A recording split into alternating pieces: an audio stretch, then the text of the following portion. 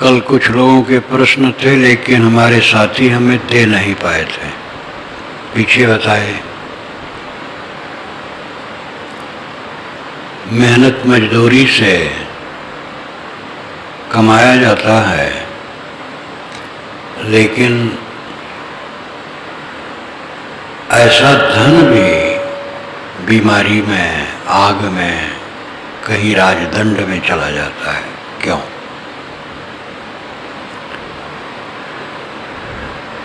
मेहनत से कमाते हैं, अच्छा है, लेकिन हमारी बदपरहेजी बीमारी लाती है, तो उसका दंड तो भोगने पड़ेगा।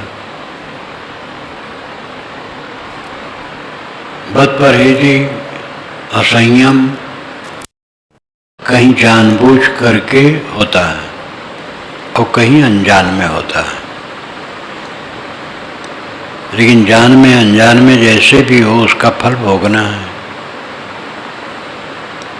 अब कहीं आग लग गई तो चाहे जैसा धन हो जलेगा। राजदंड में भी कुछ अपनी गलती होती तभी राजदंड होता है। तो ये पूरा संसार ही बिगड़ाऊ है। अपने मन को ठीक करो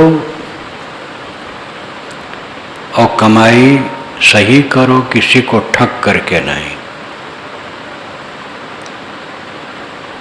और इस पर भी आपत्ति विपत्ति आती ही रहती है,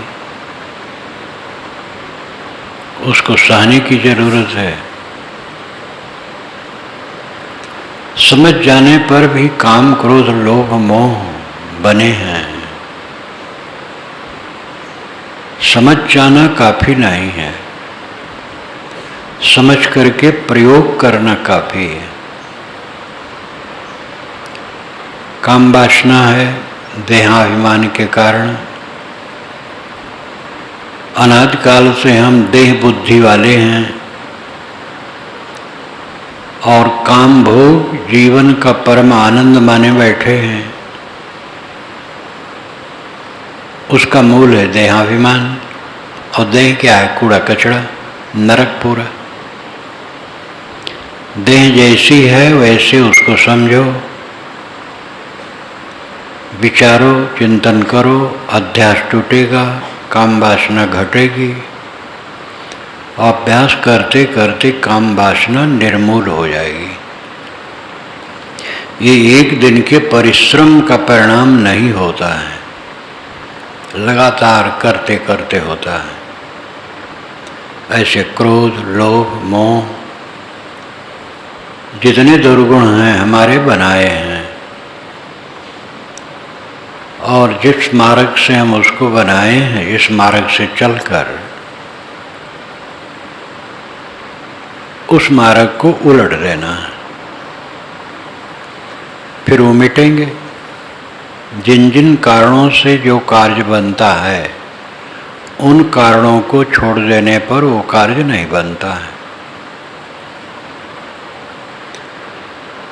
सारे मनोविकार हमारे अज्ञान के परिणाम हैं। सुखाभास, देह में सुखाभास, धन में सुखाभास, पद प्रतिष्ठा में सुखाभास, सारे संयोगों में जो सुखाभास है, सुखाभास यानी सुख का आभास, सुख का भ्रम, यही हमें भटकाता है। दुर्योधन को सुखाभास हुआ कि इंद्रप्रस्थ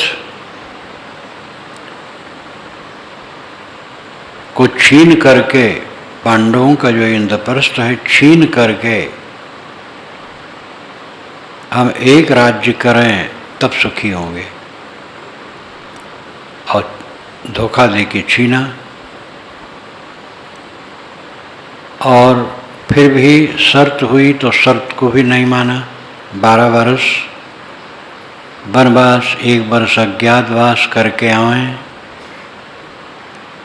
तब दिया जा सकता है, लेकिन ऐसा है फिर नहीं दिया। सुखाभास था उसे पूरे पर राज्य, और उसका परिणाम पीड़ा हुआ। युधिष्ठिर को सुखाभास था सम्राट बनने में। जब धृतराष्ट्र ने उनको इंद्रप्रस्थ दे करके और एक विशाल राज्य दे दिया पहले, तो उनके मन में सुखाभास हुआ कि मैं सम्राट बनूं। सम्राट बनने के लिए उन्होंने मारकाट शुरू किया, दूसरों को जीतना, और इससे सभी राजे चिढ़ गए। श्री कृष्ण उसमें सहायक हुए, श्री कृष्ण से भी लोग चिढ़ गए, और कौरवों के तरफ बहुत लोग हो गए। श्री कृष्ण जी छल करके द्रोणाचार्य, भीष्म, कर्ण, दुर्योधन को न मरवाए होते तो पांडव हार जाते। इतना सारा घिनौना कर्म क्यों हुआ? युधिष्ठिर को तृष्णा हुई कि मैं सम्राट बन जाऊं, और उसका परिणाम दुख भोगे। जीवन भर बिलबिलाते रहे पांचों पांडव। सुखाभास में जो पड़ेगा उसको रोना है। राज्य का सुखाभास, पद का सुखाभास, काम भोग में सुखाभास, मान बढ़ाई पूज्यता में सुखाभास, जहाँ तक सुखाभास होगा रुलाएगा।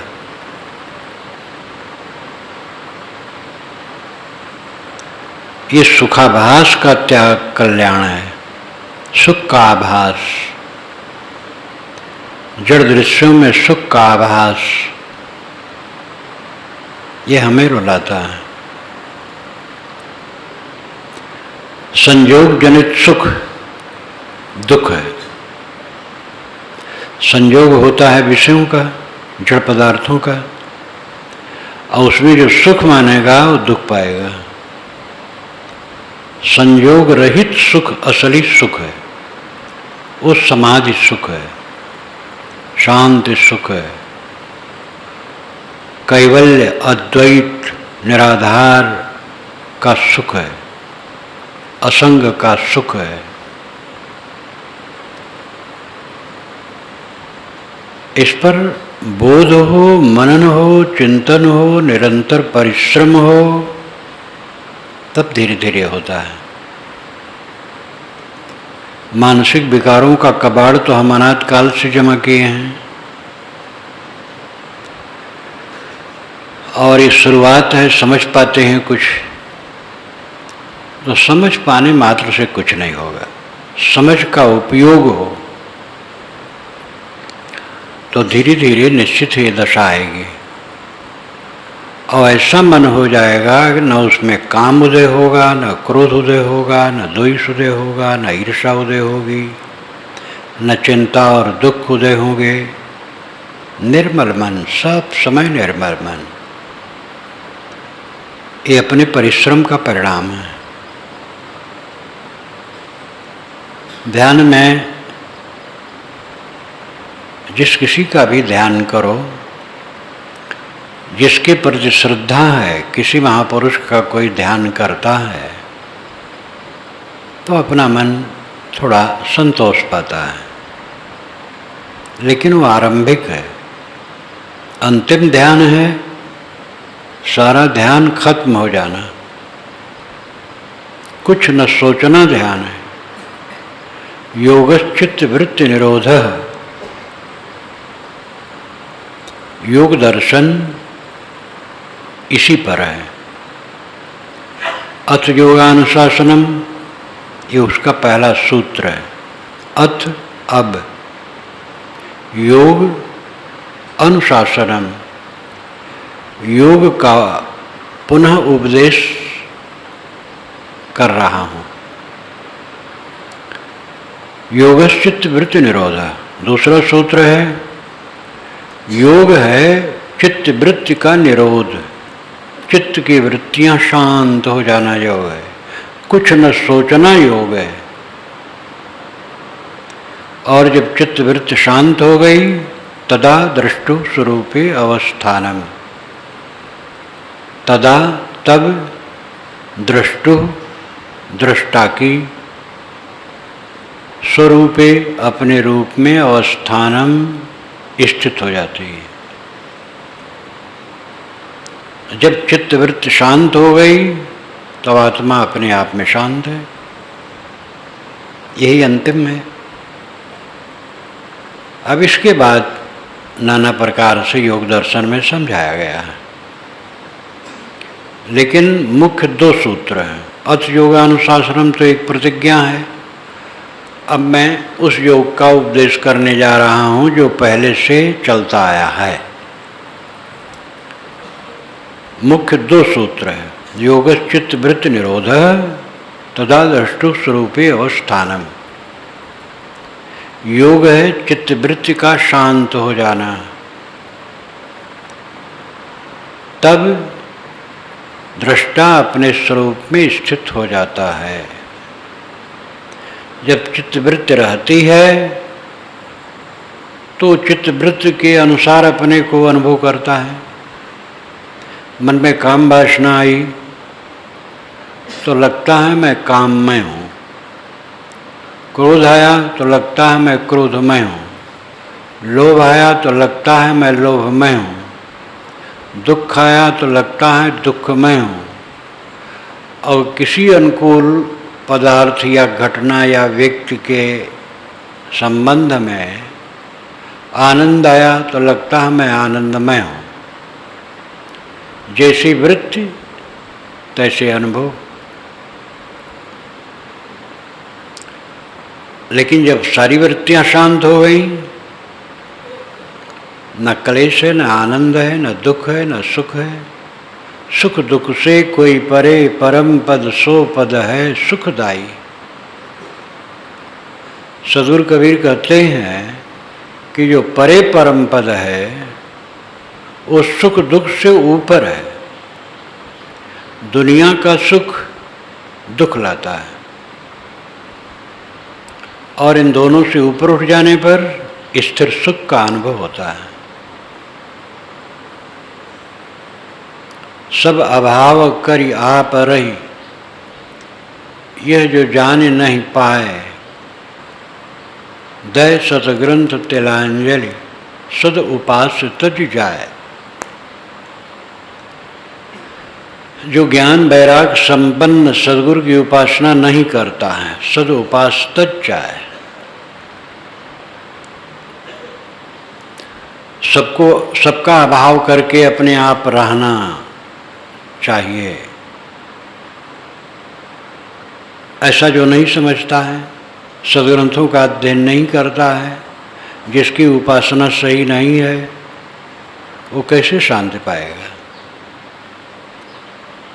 जो दुखहीन है, शांत आत्मा है, जो अपनी दशा में स्थित हैं, ऐसे सदगुरु की उपासना जरूरी है।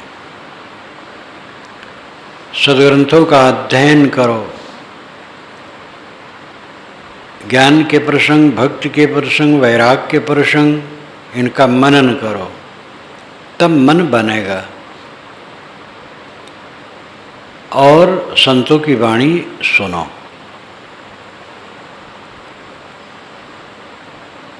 और सबका अभाव करके अपने आप में रहना चाहिए, ये बात समझो। अंतिम स्थिति है कुछ न सोचना, सबका अभाव कर देना। सबका अभाव होना है। गाढ़ी नींद में सबका अभाव हो जाता है, कोई दुख नहीं रहता है। जो जागते जागते सबका अभाव कर देता है, वो परम पद में स्थित हो जाता है। और सबका अभाव है, तथ्य यही कि सबका अभाव है। जिन प्राणी पदार्थ परिस्थितियों से हम जुड़े हैं, इन सब का खात्मा पक्का है। हमारे बाबा दादों का हो गया, जवाहरलाल जहाँ जाते थे लाखों की भीड़ होती थी, गांधी जहाँ जाते थे लाखों की भीड़ होती थी।